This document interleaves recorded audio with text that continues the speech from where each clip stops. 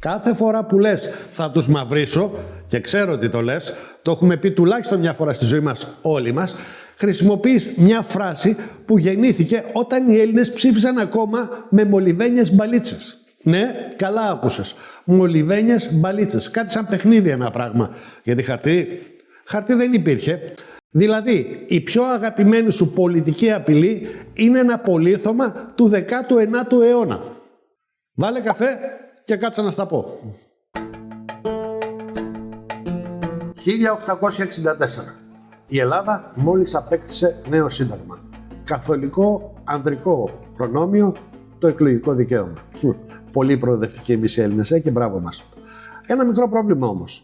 Η πλειοψηφία του πληθυσμού δεν ήξερε γράμματα. Πώς ψηφίζεις λοιπόν με το χαρτί όταν δεν ξέρεις να διαβάζεις? Η λύση? Μπαλίτσες, μολυβένια σφαιρίδια. Για κάθε υποψήφιο υπήρχε μια ξεχωριστή κάλπη. Η κάλπη είχε δύο διαμερίσματα. Δεξιά λευκό που σημαίνει ναι και αριστερά μαύρο που σημαίνει όχι. Ο ψηφοφόρος έβαζε το χέρι του σε ένα σωλήνα για να μην φαίνεται και η μισή του και άφηνε την μπαλίτσα να πέσει όπου ήθελε. Κανένα χαρτί, κανένα μολύβι. Μόνο ένας τύπος, μια μπαλίτσα και η ψυχή του. Και όταν η μπαλίτσα έπεφτε στη μαύρη πλευρά, ο τύπος έβγαινε έξω και φώναζε με περηφάνεια «Τον μαύρισα». Αν αρκετοί έκαναν το ίδιο, τότε ο υποψήφιος δεν έχανε απλώς, έτρωγε μαύρο.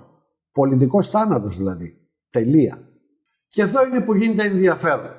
Το μαύρισμα δεν ήταν απλώς μια ψήφος κατά. Ήταν καταδίκη. Ήταν η στιγμή που ο ταπεινός αγρότης από την Πελοπόννησο μπορούσε να αποφασίσει για τη τύχη του ισχυρότερου άνδρα στην επαρχία ή στην πρωτεύουσα. Και ο ισχυρός δεν θα μάθαινε ποτέ ποιος το έκανε. Αυτή είναι που λέμε η ανωνυμία της οργής. Δεν χρειαζόσουν θάρρος, δεν χρειαζόσουν φωνή. Χρειαζόσουν μόνο μια μπαλίτσα. Και μια στιγμή μέσα σε ένα σκοτεινό σωλήνα. 160 χρόνια μετά η λέξη ζει ακόμα. Γιατί το συναίσθημα ζει ακόμα. Ένα τελευταίο πράγμα. Έχεις ακούσει ποτέ τη φράση «θα το ρίξω δαγκωτό»? Ξέρεις από πού βγαίνει? Ίδια εποχή, ίδια κάλπη. Κάποιοι ψηφοφόροι πριν ρίξουν την μπαλίτσα μέσα στην τρύπα, τη δάγκωναν. Κυριολεκτικά τη δάγκωναν. Για να δείξουν τον φανατισμό, την πίστη και την αφοσίωση.